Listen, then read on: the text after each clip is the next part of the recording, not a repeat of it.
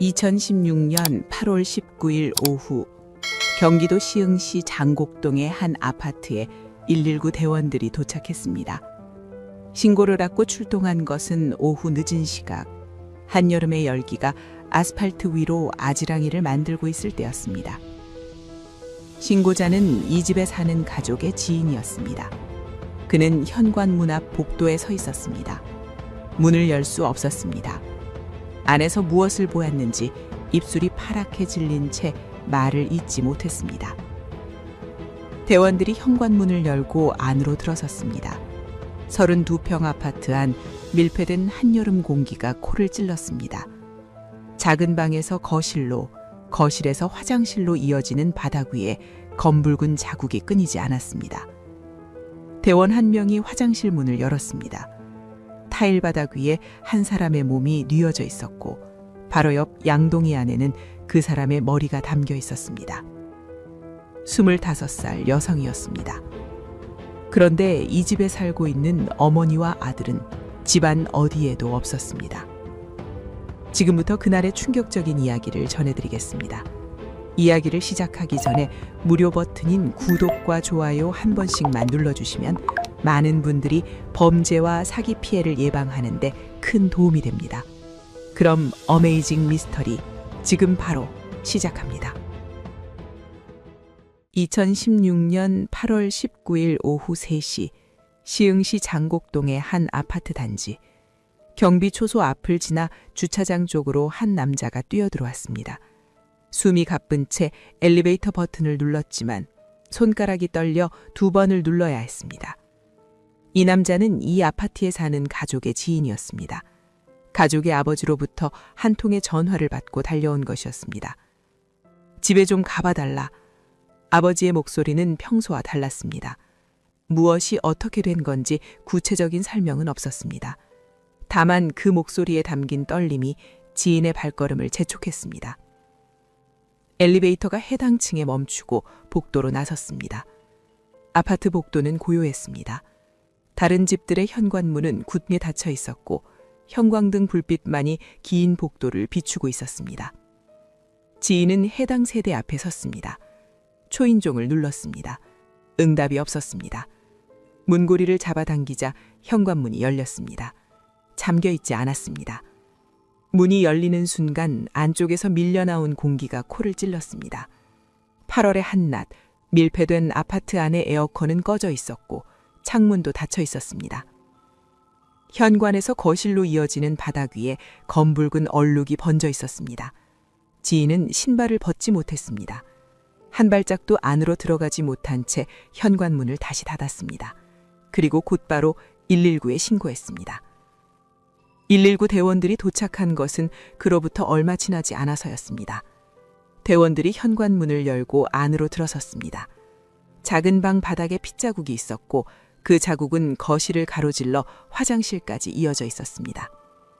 주방 바닥 위에는 양동이가 놓여 있었고 가스레인지 위에는 물이 끓여진 흔적이 남아 있었습니다. 대원 한 명이 화장실 문을 열었습니다. 타일 바닥 위에 한 사람의 몸이 뉘어져 있었습니다.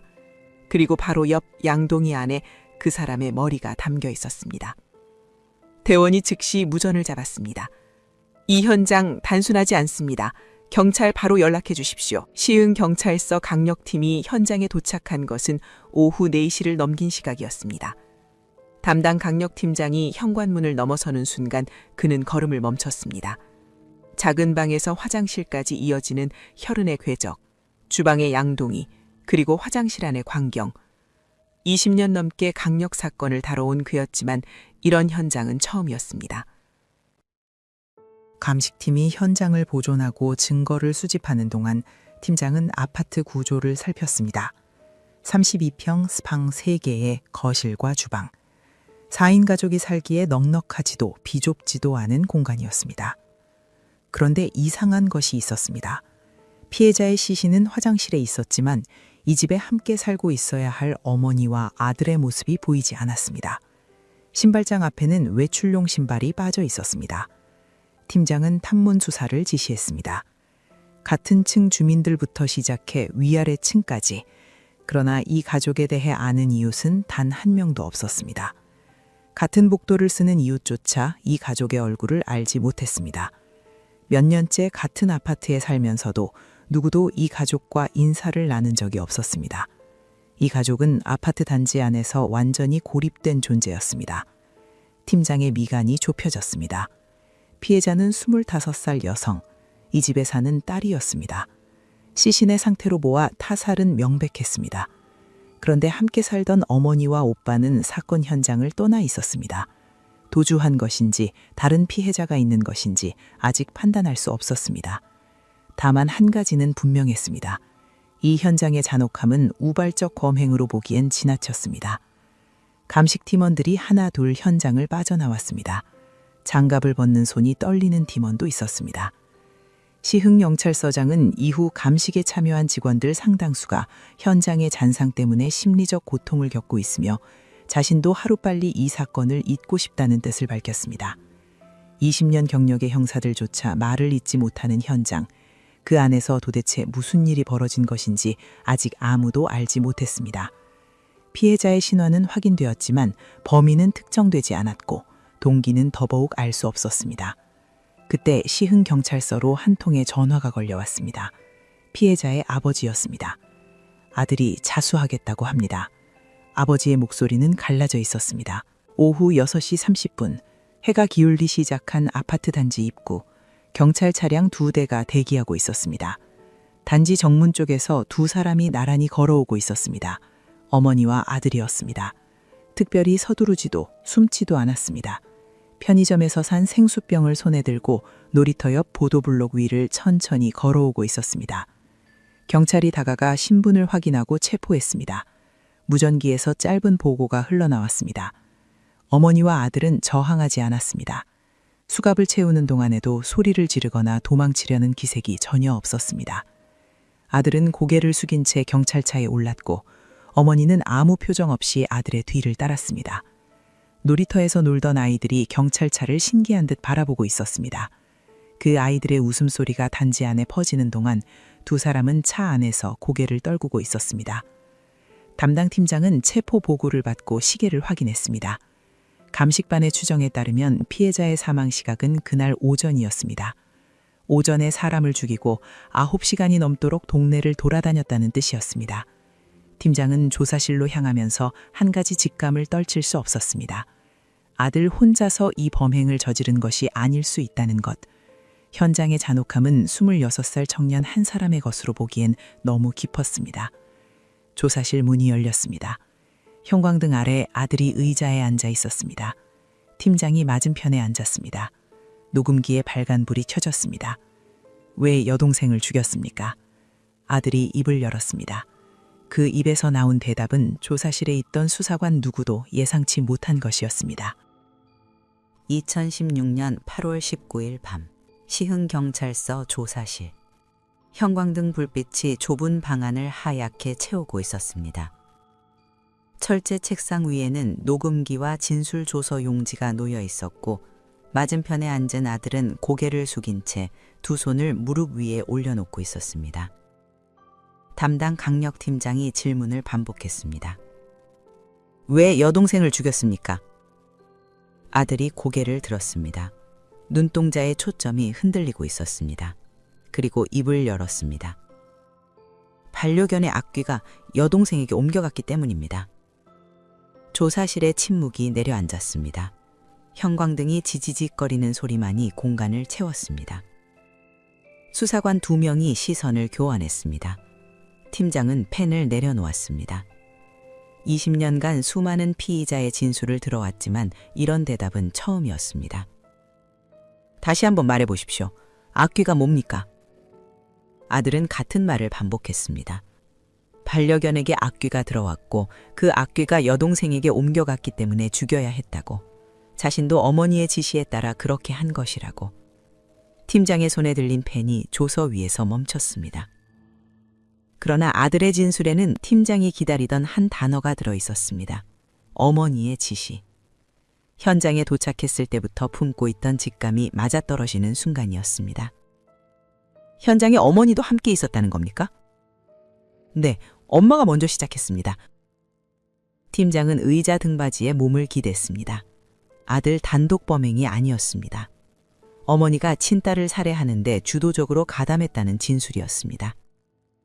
팀장은 이후 이 순간을 되돌아보며 남매 간 우발적 다툼으로는 설명할 수 없는 수준의 잔혹함이었기에 처음부터 단독 범행이 아닐 수 있다는 의심을 거두지 못했다고 밝혔습니다. 조사실 하나를 건너 또 다른 조사실에서는 어머니에 대한 조사가 진행되고 있었습니다. 그러나 그쪽에서는 전혀 다른 상황이 벌어지고 있었습니다. 어머니는 의자에 앉은 채 한참 동안 아무 말도 하지 않았습니다. 수사관이 질문을 던질 때마다 고개를 돌리거나 천장을 바라보거나 손톱 밑을 들여다보았습니다. 그러다 갑자기 눈물을 흘리며 한마디를 내뱉었습니다.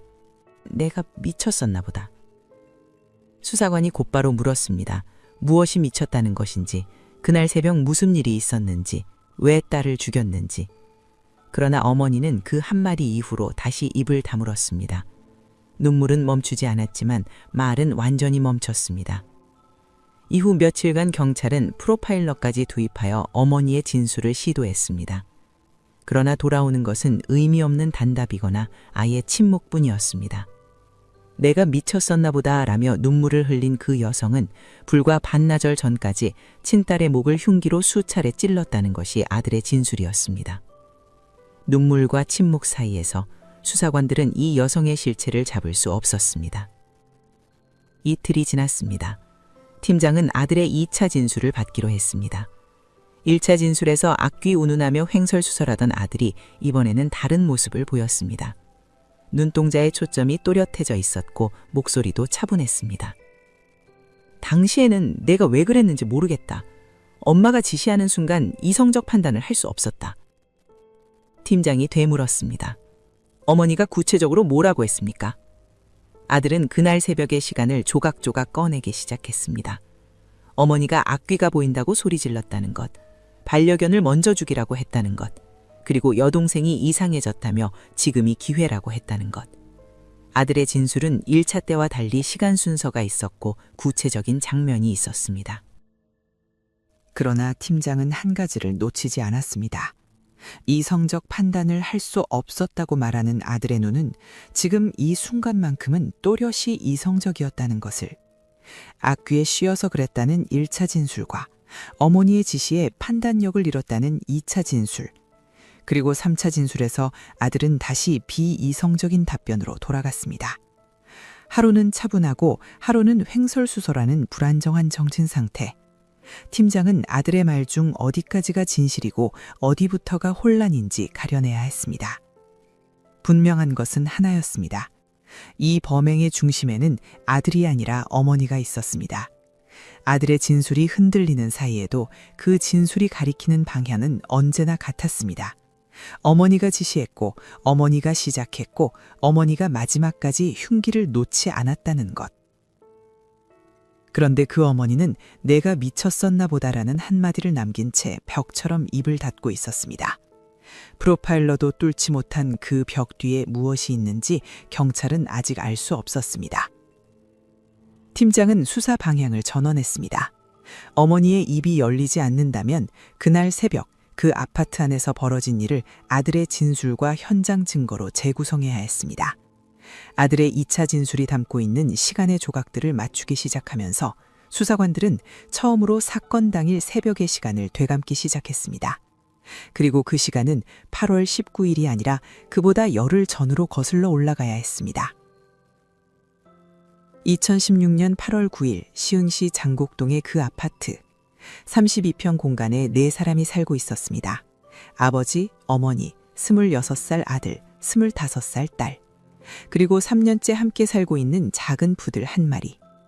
겉으로 보기에 이 가족의 일상에는 특별한 것이 없었습니다. 아버지는 매일 새벽에 출근하여 서울 금천구에서 구두 수선 일을 했고 아들은 직장을 다니고 있었습니다. 딸은 일을 하고 있지 않았습니다. 그런데 이 무렵 어머니에게서 변화가 시작되었습니다. 아들의 진술에 따르면 8월 9일경 어머니가 자녀들을 작은 방으로 불렀습니다. 아버지는 안방에 있었고 작은 방 문은 닫혀 있었습니다. 오늘부터 야채와 과일, 물만 먹어라. 금식이었습니다. 어머니는 자녀들에게 밥과 고기, 가공식품을 일절 먹지 말라고 했습니다. 이유는 명확하게 설명하지 않았습니다. 다만 몸을 깨끗이 해야 한다는 취지의 말을 했다고 아들은 진술했습니다. 어머니 본인은 자녀들보다 먼저 금식에 들어간 상태였습니다. 아들과 딸은 처음에는 어머니의 말을 따랐습니다. 야채와 과일만 먹고 밥을 먹지 않았습니다. 그러나 이틀 사흘이 지나면서 배고픔을 견딜 수 없었습니다. 아들과 딸은 어머니가 잠든 사이 혹은 어머니가 작은 방에서 기도를 하고 있는 사이에 주방으로 나왔습니다. 라면을 끓였습니다. 한밤중 주방에서 끓는 라면 냄새가 퍼졌고 두 남매는 뜨거운 국물을 서둘러 삼켰습니다. 냄비를 씻고 흔적을 지우고 다시 방으로 돌아갔습니다. 물도 몰래 마셨습니다. 어머니만 모르면 되었습니다. 그러나 어머니는 달랐습니다. 어머니는 진짜로 먹지 않았습니다. 야채와 과일 그리고 물. 처음에는 그것만 먹다가 며칠이 지나면서 야채와 과일도 줄여갔습니다. 8월 17일 이틀 전이었습니다. 어머니가 다시 자녀들을 작은 방으로 불렀습니다. 오늘부터 물도 먹지 마라. 금식의 강도가 극단으로 치달았습니다. 아들과 딸은 이번에도 어머니 앞에서는 고개를 끄덕였지만 몰래 물을 마셨습니다. 그러나 어머니 본인은 물까지 끊었습니다. 약 열흘간의 금식, 그중 마지막 사흘은 수분 섭취마저 거부한 상태. 어머니의 몸은 이미 극도로 쇠약해져 있었습니다. 금식만이 아니었습니다. 이 열흘 동안 어머니는 자녀들에게 밤새 깨어 있으라고 했습니다.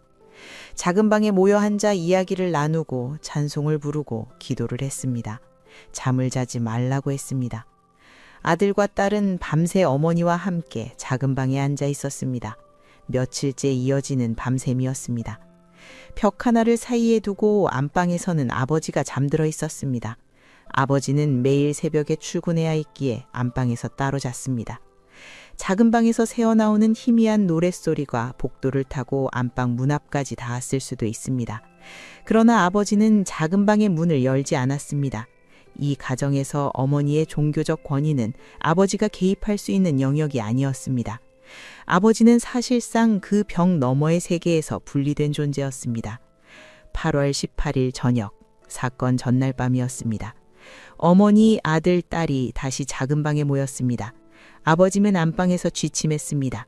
작은 방 문이 닫혔습니다. 세 사람은 밤새 이야기를 나누고 찬송을 불렀습니다. 시간이 자정을 넘기고 새벽 1시, 2시, 3시. 작은 방의 불빛은 꺼지지 않았습니다.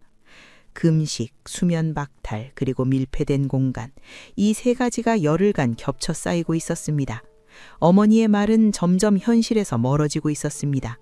아들의 진술에 따르면 새벽 시간이 깊어질수록 어머니의 발언은 이전과 달라지기 시작했습니다. 나는 곧 하늘나라에 갈 것이다.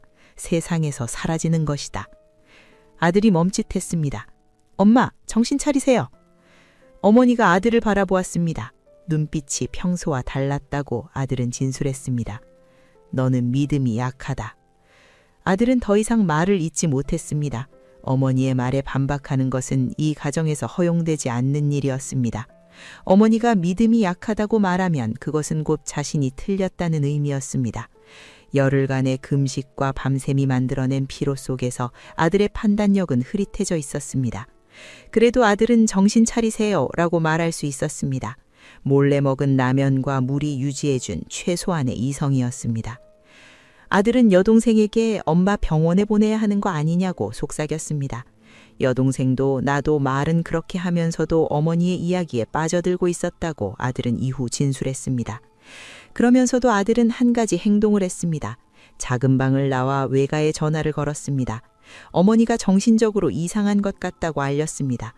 이 전화가 이루어진 것은 이후 벌어질 범행보다 7, 8시간 전이었습니다. 아들은 어머니의 상태가 비정상이라는 것을 알고 있었고 외부의 도움을 요청하기까지 했습니다. 그런데 전화를 끊은 뒤 아들은 다시 작은 방으로 돌아가 어머니 앞에 앉았습니다.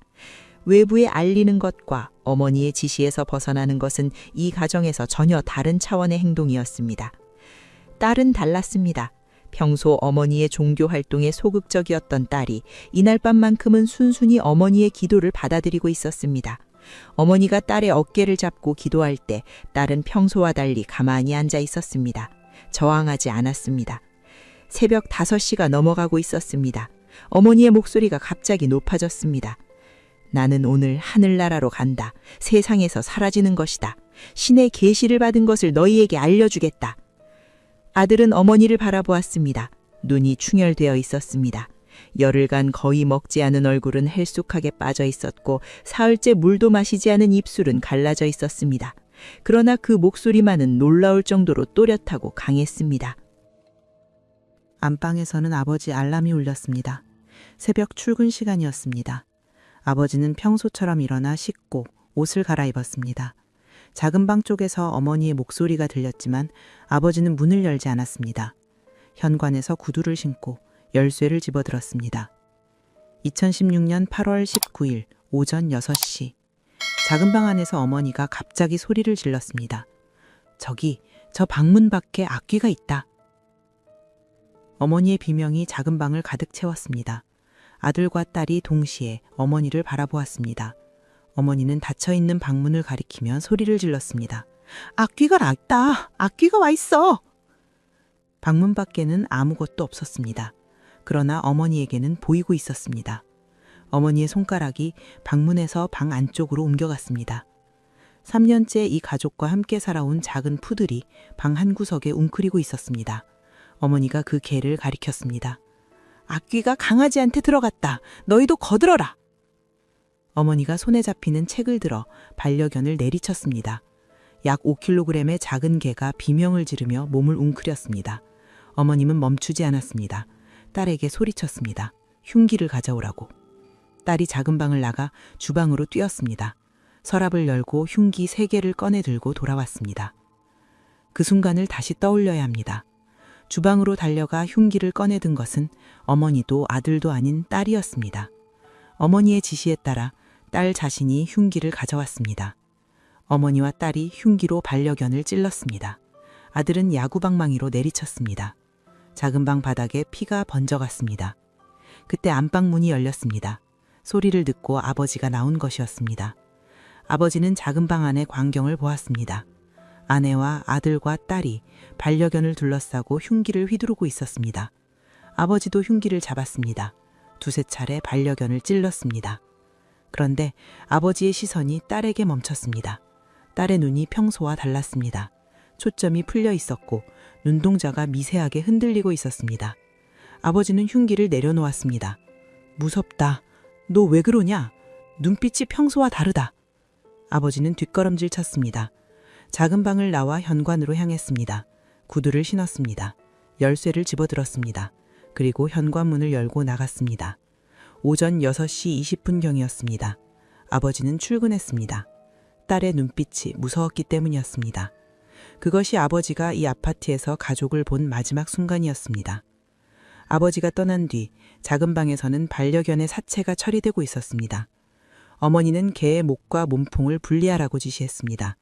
분리된 사체는 주방으로 옮겨져 양동이에 담겼습니다. 가스레인지에 불이 켜졌습니다. 양동이 안에 물이 보글보글 끓기 시작했습니다. 악귀를 쫓겠다는 것이 어머니의 말이었습니다. 주방 전체에 끓는 물의 냄새가 퍼졌습니다. 오전 6시 30분에서 40분 사이 딸이 화장실로 들어갔습니다.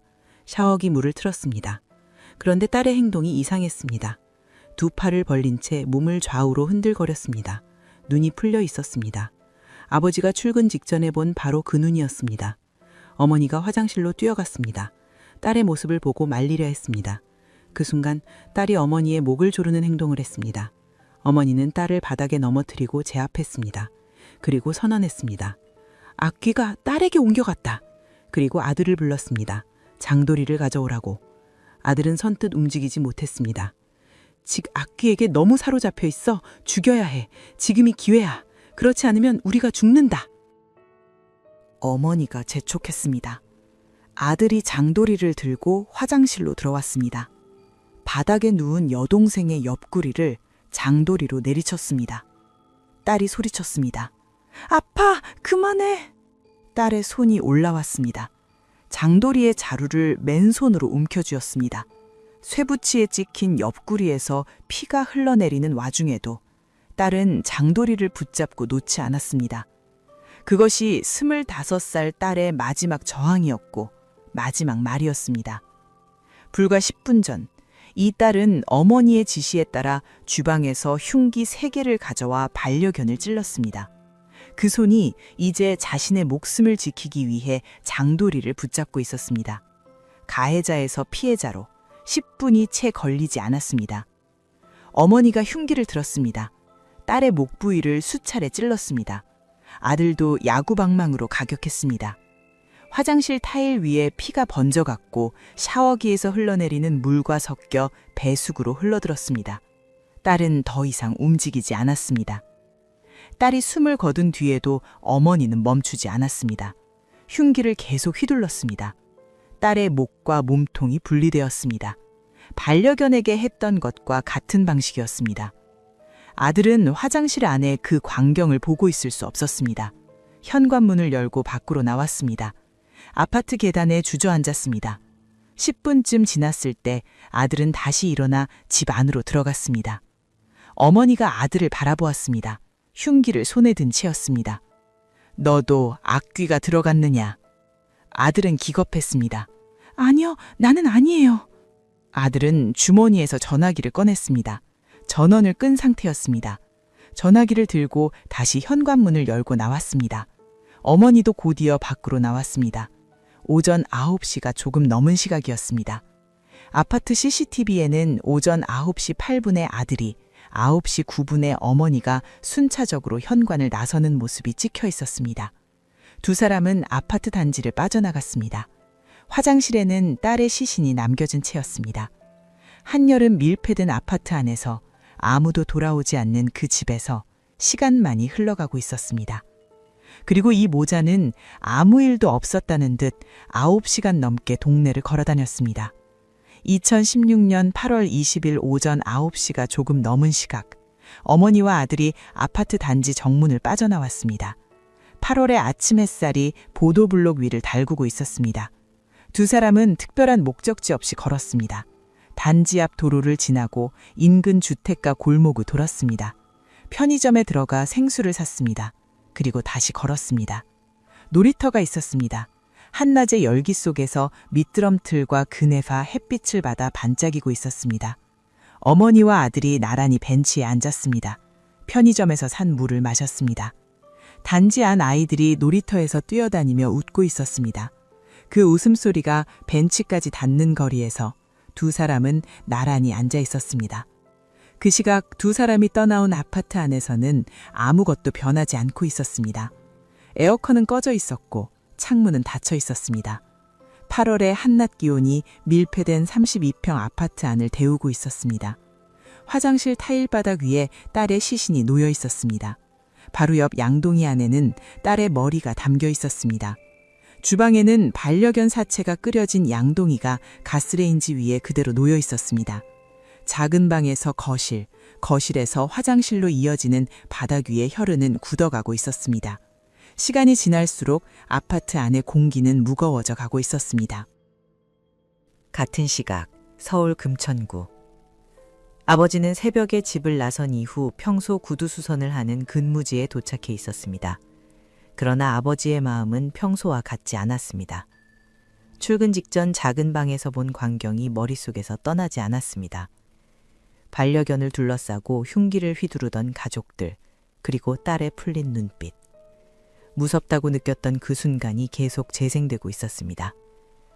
아버지는 가족에게 전화를 걸었습니다. 아내에게, 아들에게, 딸에게. 한 통도 연결되지 않았습니다. 오전 10시, 11시, 정오. 시간이 지나도 아무도 전화를 받지 않았습니다. 휴대전화가 꺼져 있었습니다. 아버지의 불안은 시간이 갈수록 커져갔습니다. 오후 3시 17분, 아버지의 전화가 울렸습니다. 아들이었습니다. 전화기 너머로 아들의 울음소리가 들렸습니다. 숨을 제대로 쉬지 못하는 것 같았습니다. 울음 사이로 아들이 말했습니다. 내가 여동생을 죽였다. 아버지는 전화기를 준 채 아무 말도 하지 못했습니다. 근무지 한 구석에서 아버지는 혼자 그 말을 들었습니다. 아버지는 경찰에 신고하지 않았습니다. 대신 지인에게 전화를 걸었습니다. 집에 좀 가봐달라고. 아버지가 직접 가지 않은 이유가 있었습니다. 새벽에 본 장면이 떠올랐기 때문입니다. 반려견을 찌르던 딸의 풀린 눈빛, 어머니의 비명, 피로 번진 작은 방 바닥. 그 집에서 무슨 일이 벌어졌는지 짐작할 수 있었고 그래서 직접 갈 수 없었습니다. 지인이 아파트에 도착했습니다.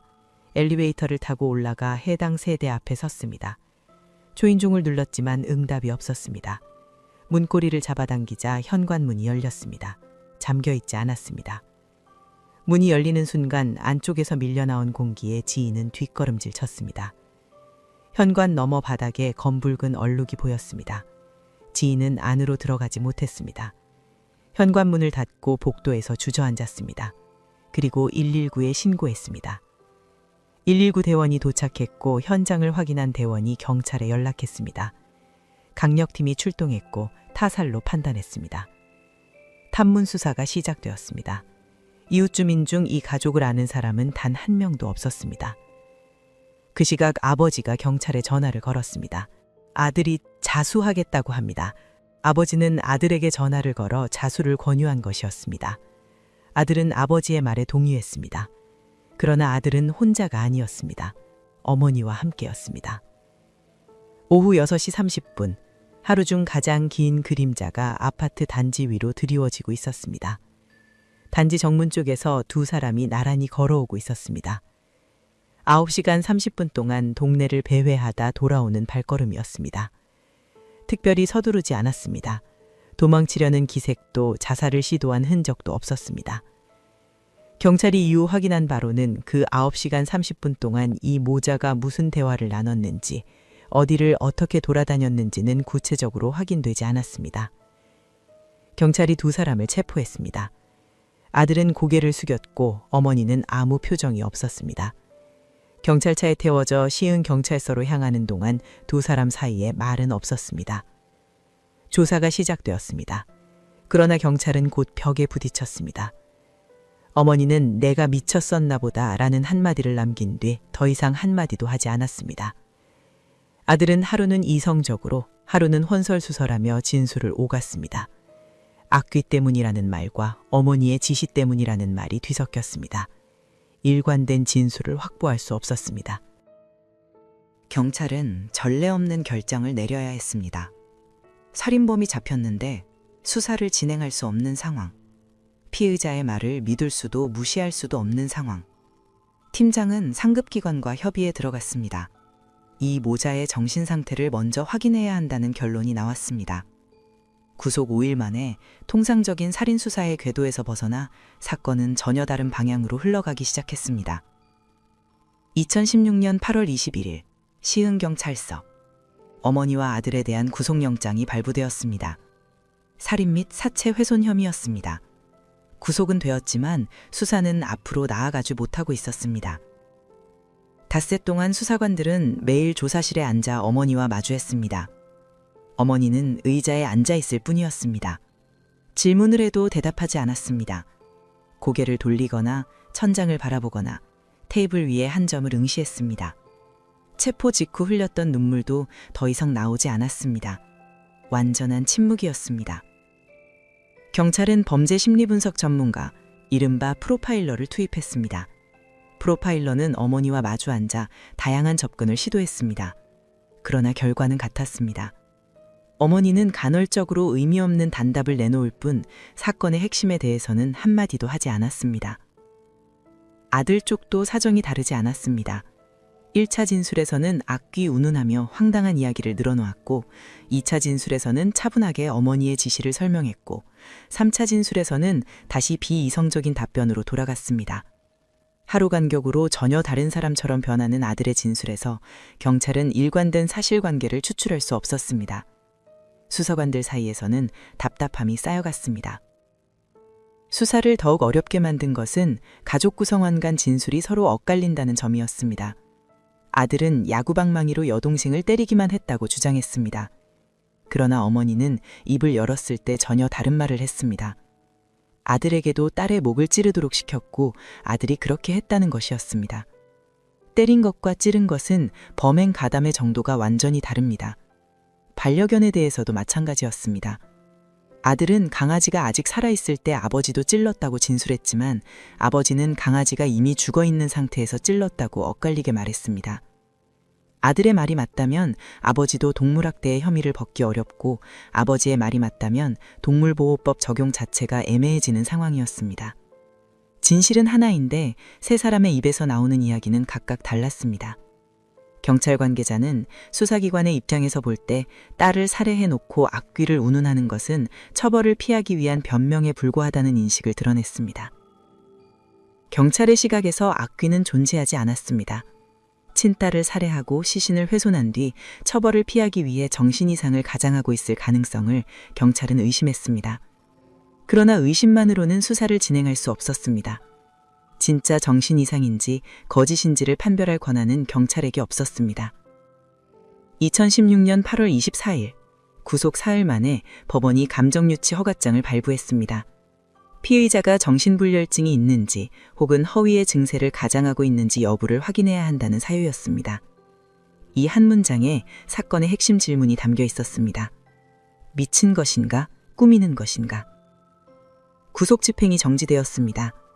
어머니와 아들은 경찰서를 떠나 각각 다른 시설로 이송되었습니다. 호송 차량 2대가 경찰서 후문에 나란히 섰습니다. 어머니는 서울 광진구의 국립정신건강센터로, 아들은 충청남도 공주의 치료감호소로. 같은 범행을 저지른 두 사람이 서로 다른 방향으로 갈라지는 순간이었습니다. 서울과 공주, 약 150km의 거리가 모자 사이에 놓였습니다. 정신감정 기간은 약 1개월이었습니다. 그 사이 경찰은 손을 놓고 있지 않았습니다. 피해자들의 진술을 들을 수 없는 상황에서 수사 방향을 우회했습니다. 어머니의 과거를 추적하기 시작한 것입니다. 탐문 수사가 진행되었습니다. 어머니의 친정 쪽 친척들, 시댁 쪽 인척들, 동네 주민들을 찾아다녔습니다. 조각조각 퍼즐이 맞춰지기 시작했습니다. 어머니의 조모, 즉 외할머니가 무속인이었다는 사실이 확인되었습니다. 어머니 본인도 젊은 시절에 이른바 신병을 앓았다는 이야기가 주변에 돌고 있었습니다. 신병이란 무속 전통에서 신이 내리기 전에 겪는 정신적, 신체적 고통을 일컫는 말입니다. 주변 사람들 사이에서는 신내림을 거부해서 그렇게 된 것이라는 소문이 퍼져 있었습니다. 그러나 담당 팀장이 확인한 사실은 소문과 달랐습니다.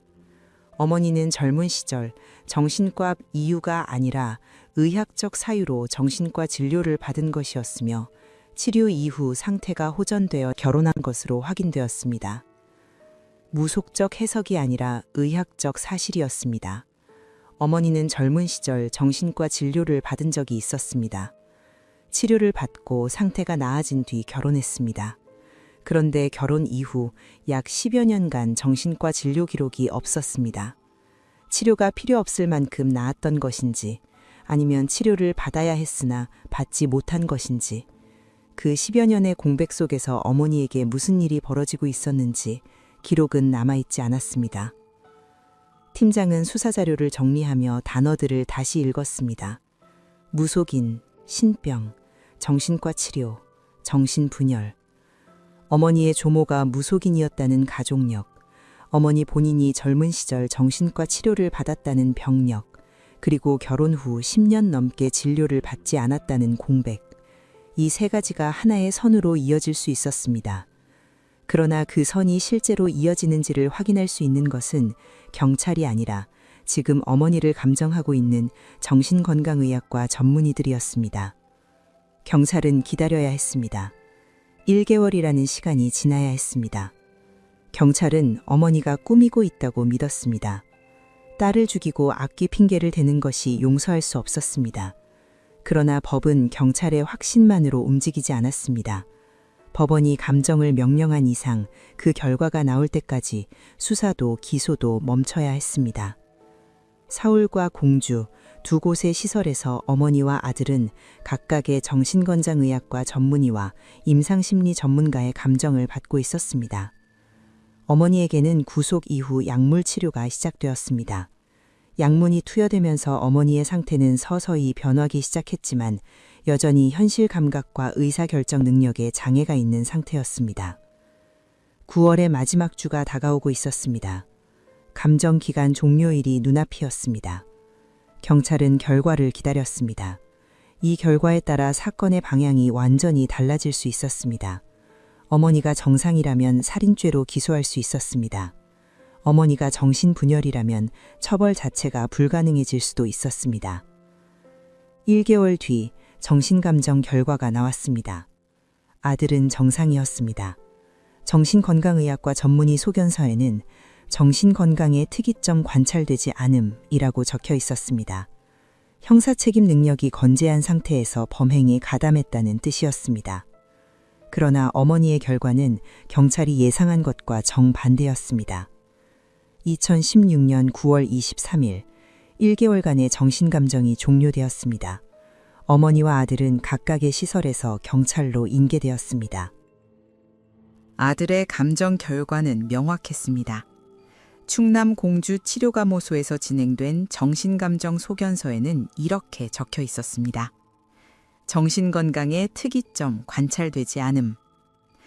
심신장애도 정신분열도 아닌 형사책임 능력이 건재한 상태에서 범행에 가담했다는 판정이었습니다. 어머니의 지시를 따른 것은 세뇌의 결과가 아니라 어머니의 권위에 따른 선택이었다는 것이 전문의의 소견이었습니다. 같은 날, 같은 시간, 같은 집, 같은 흉기, 같은 피해자. 그런데 한 사람은 정상이었습니다. 어머니의 감정 결과는 아직 도착하지 않은 상태였습니다. 서울국립정신건강센터에서 작성된 소견서는 9월 30일경에 전달될 예정이었습니다. 그러나 경찰에게는 시간이 없었습니다. 영장 만료의 시한이 임박해 있었기 때문입니다.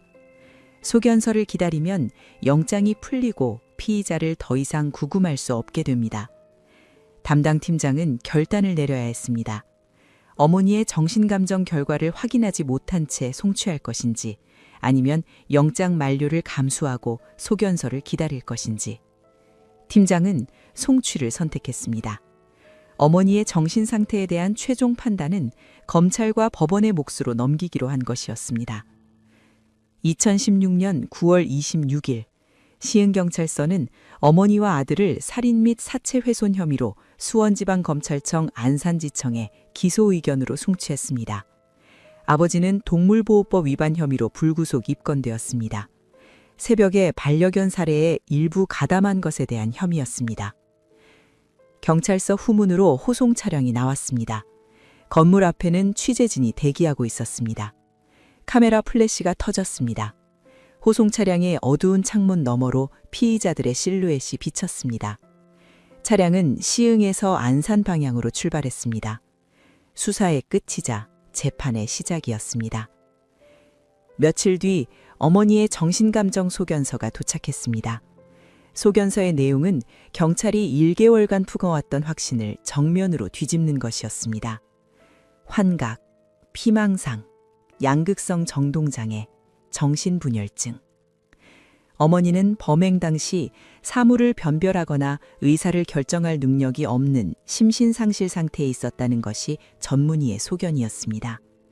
악귀가 보인다고 소리질렀던 것은 연기가 아니었습니다.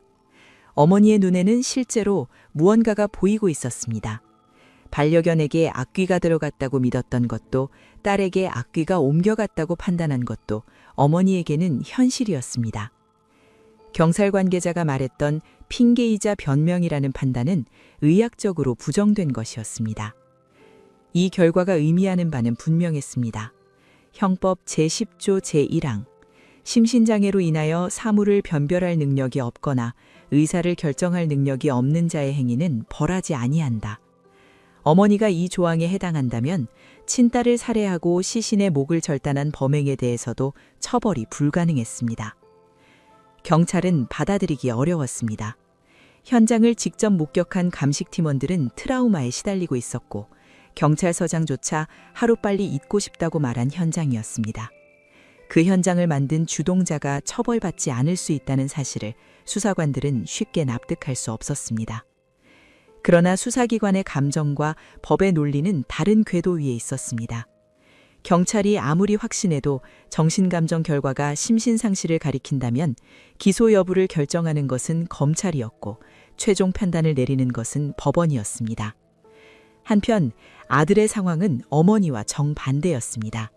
정상 판정. 범행 당시 심신장애도 정신분열도 없었다는 결과. 어머니의 지시를 따랐다고 진술했지만 그것은 세뇌가 아니라 어머니의 권위에 복종한 것이라는 소견이었습니다. 이성적 판단 능력이 있는 상태에서 어머니 한마디에 여동생을 장도리로 내리친 것이었습니다. 엄마가 지시하는 순간 이성적 판단을 할 수 없었다고 아들은 진술했습니다. 그러나 전문의의 결론은 달랐습니다. 판단할 수 있었는데 따랐다. 거부할 수 있었는데 거부하지 않았다.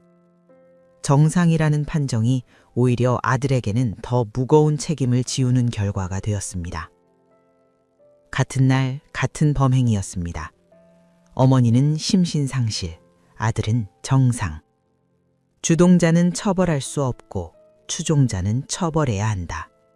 이 기묘한 구도가 확정된 순간이었습니다. 사건은 검찰로 넘어갔습니다. 검찰은 어머니의 정신감정 결과를 검토하면서도 기소를 포기하지 않았습니다. 심신상실 판정이 나왔더라도 법원이 최종적으로 이를 채택하는 것은 별개의 문제였기 때문입니다. 검찰은 어머니에 대한 기소를 결정했습니다. 살인과 사체 훼손, 그리고 치료감호 청구를 병행했습니다. 처벌이 가능하다면 처벌하고 불가능하다면 최소한 치료감호라도 받게 하겠다는 것이 검찰의 방침이었습니다. 아버지는 이 모든 과정 밖에 서 있었습니다. 딸을 잃었고 아내는 정신감정시설에서, 아들은 구치소에서 재판을 기다리고 있었습니다. 아버지 본인은 동물보호법 위반으로 불구속 입건된 상태였습니다. 사건 이후 아버지는 그 아파트에 단 한 번도 돌아가지 않았습니다. 여전히 서울 금천구에서 구두수선을 하며 평소와 같은 요일에 출근하고 있었습니다. 누구에게도 이 사건에 대해 말하지 않았습니다. 6개월이 지났습니다. 2017년 봄, 수원지방법원 안산지원 제1형사부의 재판이 열렸습니다. 검찰은 어머니에게 징역 20년과 치료감호를 구형했습니다. 아들에게는 징역 10년을 구형했습니다. 검찰은 법정에서 이렇게 말했습니다. 천륜을 무시한 범행이며 수법이 잔인하며 엄한 처벌이 불가피하다고. 검찰이 어머니에게 가장 무거운 형을 요구한 순간이었습니다. 그러나 11일 뒤 내려진 판결은 법정에 있던 모든 사람의 예상을 뒤엎는 것이었습니다. 2017년 4월 7일 수원지방법원 안산지원 제1형사부 법정. 재판장이 자리에 앉았습니다. 방청석에는 취재진과 관계자들이 앉아 있었습니다. 피고인석에는 어머니와 아들이 나란히 앉아 있었습니다. 어머니는 고개를 숙이고 있었고 아들은 정면을 바라보고 있었습니다. 법정 안의 공기가 무거웠습니다. 이 법정에 오기까지 재판은 이미 여러 차례 열린 뒤였습니다. 그 과정에서 법정은 수사 기록이 담지 못한 장면들을 목격해야 했습니다. 재판 과정에서 아들의 정신감정을 담당했던 전문의가 증인으로 출석했습니다. 전문의는 아들의 상태를 이렇게 설명했습니다. 아들은 범행이 일어나기 7, 8시간 전에 어머니가 정신적으로 이상하다고 판단했고 외가에 전화까지 걸어 그 사실을 알렸다는 것이었습니다.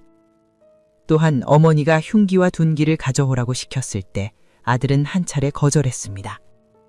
이 두 가지 사실을 근거로 전문의는 아들이 범행 당시 상황을 판단하고 결정할 수 있는 능력이 있었다고 증언했습니다. 변호인이 물었습니다. 어머니에 의해 아들이 세뇌된 것은 아닌가? 전문의는 이를 부정했습니다. 세뇌가 아니라 어머니라는 권위 있는 존재의 지시에 따른 것이라고 설명했습니다. 전문의는 이것이 심리학에서 말하는 권위에 대한 복종, 이른바 밀그램 실험과 유사한 구조라고 덧붙였습니다. 그리고 재판장이 질문했습니다. 정상적인 사람이라도 아들과 같은 상황에 놓이면 같은 행동을 할 수 있느냐고. 전문의는 잠시 침묵한 뒤 대답했습니다. 이 사건을 보면서 인간이라는 존재가 얼마나 연약한지를 생각하게 되었다고. 누구도 이 아들에게 돌을 던질 수 없다고. 같은 상황에 놓인다면 누구라도 비슷한 선택을 했을 것이라고. 1시간 가까이 피고인석에서 고개를 숙이거나 시선을 돌리며 앉아있던 아들이 전문의의 그 대답을 듣는 순간 고개를 떨구며 울기 시작했습니다. 소리 없이 어깨가 떨렸고 이내 흐느낌이 법정 안에 퍼졌습니다. 26살 청년이 법정에서 처음으로 감정을 드러낸 순간이었습니다. 어머니도 재판 과정에서 입을 열었습니다. 구속 이후 약물 치료를 받으며 서서히 현실 감각을 되찾아가고 있던 어머니는 재판장의 질문에 처음으로 그날에 대해 말했습니다. 기억나는 것도 있고 나지 않는 것도 있다고 했습니다. 그리고 이렇게 말했습니다. 사실은 자기 자신에게 악귀가 씌어 있었던 것인데 그 순간에는 그것을 몰랐다고. 사랑하는 사람에게 그런 일을 했다는 것이 마음이 아프다고. 자신이 악귀가 되었다고. 너무 아프고 딸이 정말 보고 싶다고. 체포 직후 내가 미쳤었나 보다 라며 벽처럼 입을 닫았던 여성이 약물 치료를 거친 뒤 법정에서 처음으로 딸에 대한 감정을 드러낸 것이었습니다. 구형이 끝난 뒤 재판장이 피고인들에게 마지막으로 할 말이 있느냐고 물었습니다. 최후 진술이었습니다. 어머니가 먼저 입을 열었습니다. 왜 그런 일이 일어났는지 도저히 제 자신을 믿을 수가 없다.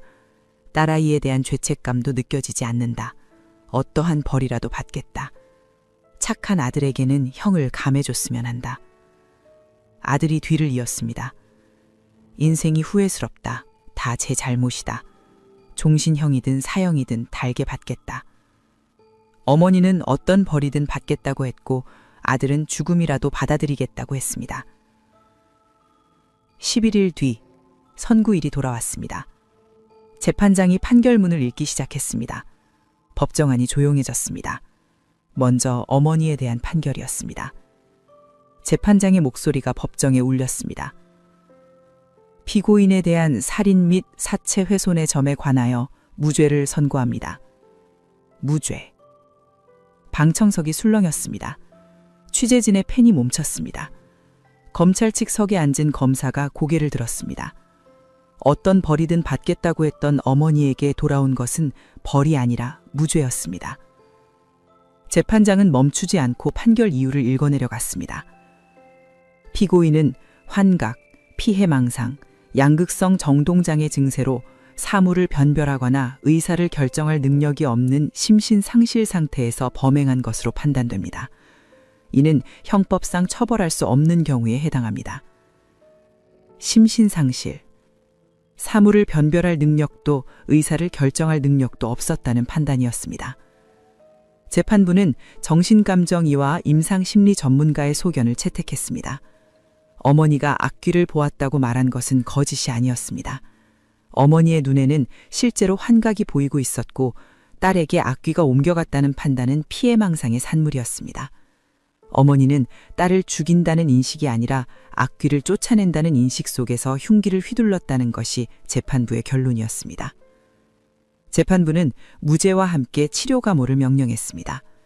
어머니는 교도소가 아니라 치료감호 시설로 보내져 정신과 치료를 받게 됩니다. 처벌이 아닌 치료. 그것이 법이 이 어머니에게 내린 판단이었습니다. 이어서 아들에 대한 판결이 시작되었습니다. 같은 재판장, 같은 법정, 같은 사건이었습니다.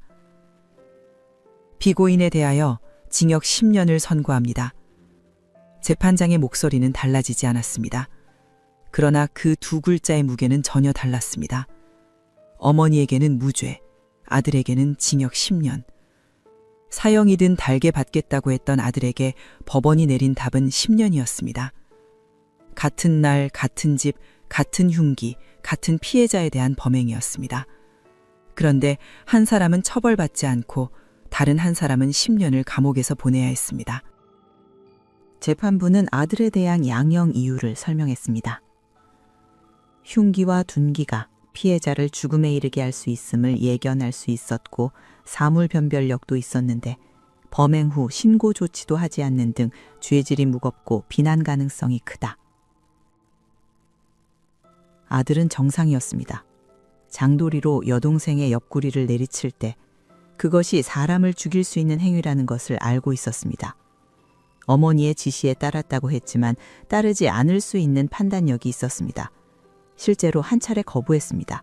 외가에 전화까지 걸었습니다. 그런데 결국 따랐습니다. 거부할 수 있었는데 거부하지 않았습니다. 그리고 범행 이후 119에 신고하지도 않았고 9시간 넘게 동네를 배회하다 아버지의 권유에 의해서야 자수했습니다. 법정에서 전문의는 누구도 이 아들에게 돌을 던질 수 없다고 말했습니다.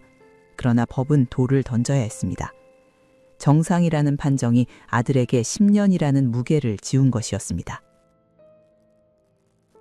재판부는 동시에 감형 요인도 언급했습니다. 생명을 빼앗는 범죄는 회복이 안 되는 중대범죄로 엄한 처벌이 불가피하나 초범이고 가족이자 유족들이 선처를 호소한 점 등을 참작한다. 가족이자 유족, 그 말 속에 아버지가 있었습니다. 아버지는 딸을 잃은 유족이면서 동시에 아들의 가족이었습니다. 딸을 죽인 아들의 선처를 호소한 것이 아버지였습니다.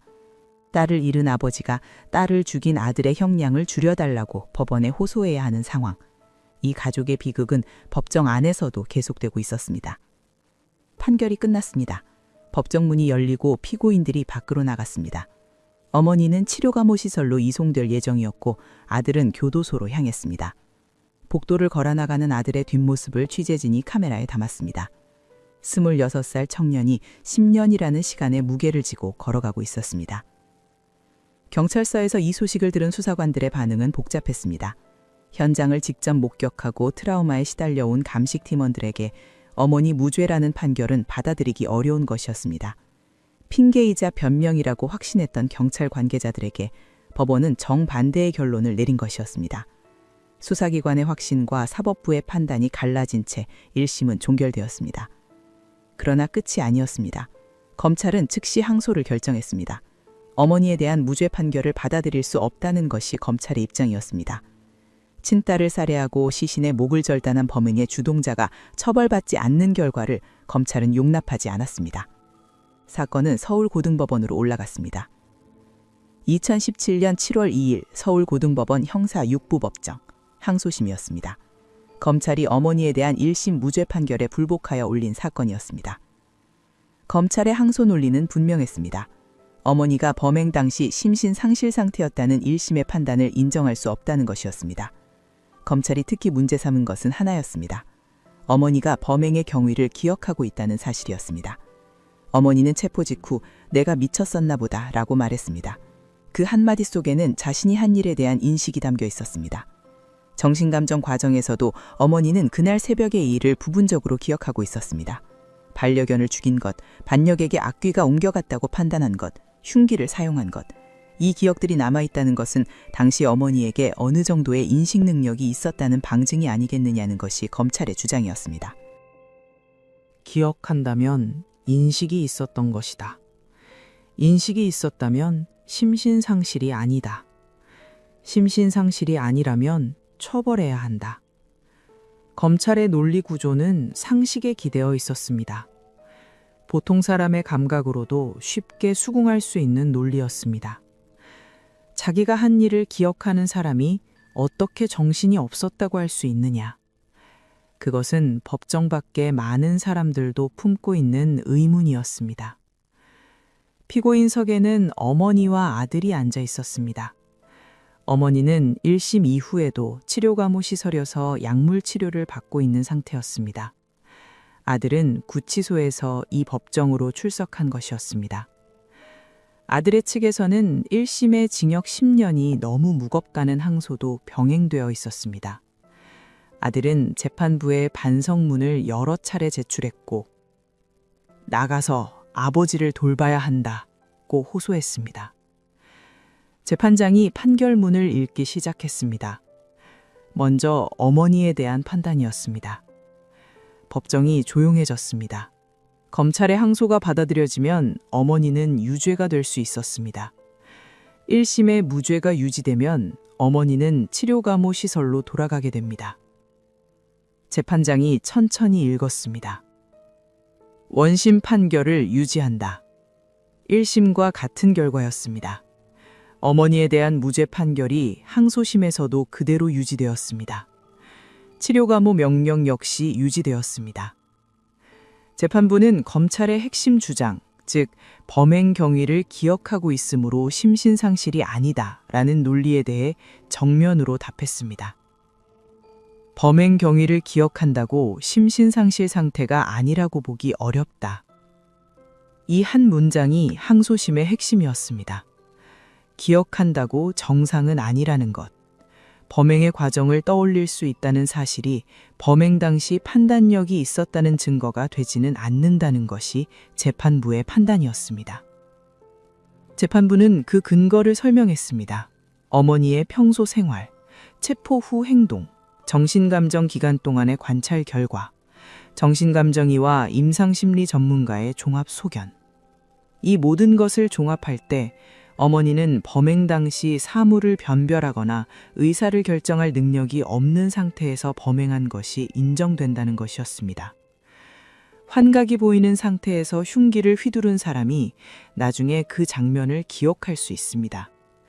꿈을 꾸는 사람이 꿈의 내용을 기억하듯 환각 속에서 행동한 사람도 그 행동을 기억할 수 있습니다.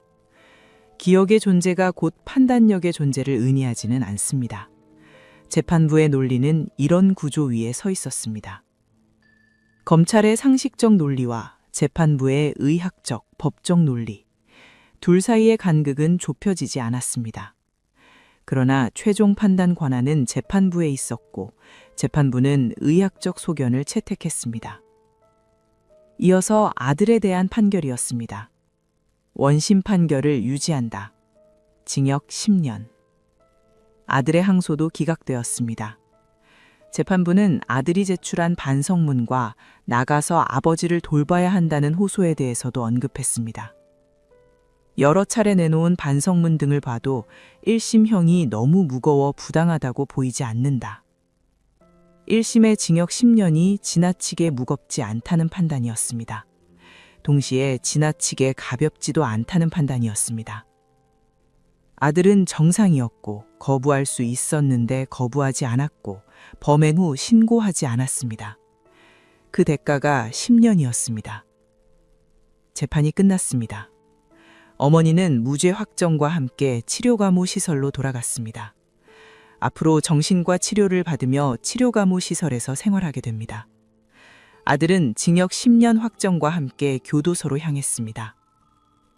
법정 복도를 걸어나가는 아들의 발소리가 점점 멀어졌습니다. 법정 문이 닫혔습니다. 같은 법정에서 같은 재판장이 내린 두 개의 판결. 어머니 무죄, 아들 징역 10년. 딸이 살해하고 시신의 목을 절단한 주동자는 처벌받지 않았고 어머니의 지시에 따라 둔기로 가담한 추종자만이 처벌받았습니다. 수사기관의 판단과 사법부의 판단은 끝내 갈라진 채 종결되었습니다. 재판은 끝났습니다. 어머니는 치료감호시설로, 아들은 교도소로 향했습니다. 그런데 이 사건에는 한 사람이 더 있었습니다. 딸을 잃고 아내를 잃고 아들을 잃은 아버지. 4인 가족 중 유일하게 어떤 시설에도 수용되지 않은 사람. 그는 어디로 갔을까요? 사건 이후 시흥시 장곡동의 그 아파트에는 한 번도 불이 켜지지 않았습니다. 밤이 되면 아파트 외벽의 창문마다 불빛이 켜졌습니다. 위층에서는 텔레비전 화면에 푸른빛이 깜빡였고 아래층에서는 아이의 웃음소리가 새어나왔습니다. 그 사이 한 칸의 창문만이 어두웠습니다. 낮에도 밤에도 커튼이 쳐진 채 움직임이 없었습니다. 아무도 들어가지 않았고 아무도 나오지 않았습니다. 아버지는 그 아파트에 돌아가지 않았습니다. 사건 당일 새벽 반려견이 죽어가는 작은 방에서 딸의 풀린 눈빛을 보고 현관문을 나선 뒤 아버지는 단 한 번도 그 현관문을 다시 열지 않았습니다. 4인 가족이었습니다.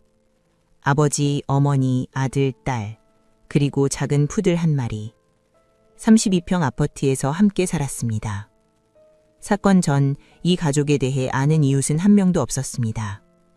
같은 복도를 쓰는 주민조차 이 가족의 얼굴을 몰랐습니다. 이 가족은 단지 안에서 완전히 고립된 존재였습니다. 그리고 사건 이후에도 아무것도 달라지지 않았습니다. 사건이 알려지자 아파트 단지 안에는 공포가 번졌습니다. 사건 이후 현장 검증에 대한 우려가 제기되었고 시흥경찰서장은 지역 주민들의 심리적 부담을 고려하여 현장 검증을 생략하는 방안도 검토 중이라는 뜻을 밝혔습니다. 사건은 끝났지만 그 사건이 남긴 그림자는 단지 안에 가라앉아 있었습니다. 딸은 죽었습니다. 아내는 치료감호시설에 있습니다. 아들은 교도소에 있습니다. 32평 아파트에서 함께 살던 4사람 중 3사람이 사라졌습니다. 남은 한 사람은 그 아파트에 돌아가지 못한 채 어딘가에서 홀로 하루하루를 보내고 있었습니다. 사건 전 이 가족의 작은 방에서 어머니와 아들과 딸이 모여 찬송을 불렀습니다. 안방에서 아버지는 혼자 잠들어 있었습니다. 벽 하나를 사이에 두고 두 세계가 나뉘어 있었습니다. 아버지는 그 벽 너머의 세계에 들어가지 못했습니다. 그리고 그 벽 너머에서 벌어진 일이 가족 전체를 삼킨 뒤에도 아버지는 여전히 벽 바깥에 혼자 서 있었습니다. 밤이 되면 아파트 외벽의 창문들에 하나 둘 불이 켜집니다. 위층에서 아래층에서 옆집에서 저녁을 짓는 냄새가 복도로 번지고 텔레비전 소리가 벽을 타고 흘러갑니다. 그 불빛들 사이에 한 칸의 창문만이 어둡습니다. 커튼이 쳐진 채 아무 소리도 나지 않습니다. 아무도 들어가지 않습니다. 아무도 나오지 않습니다. 그 집에는 이제 아무도 없습니다. 2016년 8월 19일 경기도 시흥의 한 아파트에서 벌어진 이 사건은 대한민국 범죄 역사에서도 유례를 찾기 어려운 비극이었습니다. 어머니가 아들과 함께 친딸을 살해하고 시신의 목을 절단했습니다. 살해의 이유는 악귀가 씌었기 때문이었습니다. 어머니의 열흘간 금식, 자녀들의 닷새간 금식, 밤샘 대화, 그리고 밀폐된 가정이라는 공간. 이 세 가지가 결합했을 때 한 사람의 광기는 가족 전체로 번져갔습니다. 반려견을 죽이는데 함께 가담했던 딸은 불과 10분 뒤 자신이 그 광기의 다음 대상이 되리라는 것을 알지 못했습니다. 법원은 어머니에게 무죄를 선고했습니다. 심신상실, 사물을 변별할 능력도 의사를 결정할 능력도 없었다는 이유였습니다. 아들은 정상이었으나 어머니의 지시를 따랐고 징역 10년을 선고받았습니다. 사건 이후 아버지는 그 아파트에 한 번도 돌아가지 않았습니다. 아파트의 불은 단 한 번도 켜지지 않았습니다. 딸을 잃고 아내는 치료감호 시설로, 아들은 교도소로 간 뒤 아버지는 홀로 남겨졌습니다. 이 사건은 질문을 남깁니다. 밀폐된 가정 안에서 벌어지는 일을 우리 사회는 얼마나 감지할 수 있을까요? 그리고 광기가 지나간 뒤 그 광기를 앓은 사람을 법은 어떻게 다루어야 할까요? 이 아파트의 꺼진 불빛 아래 그 답은 아직 켜지지 않았습니다.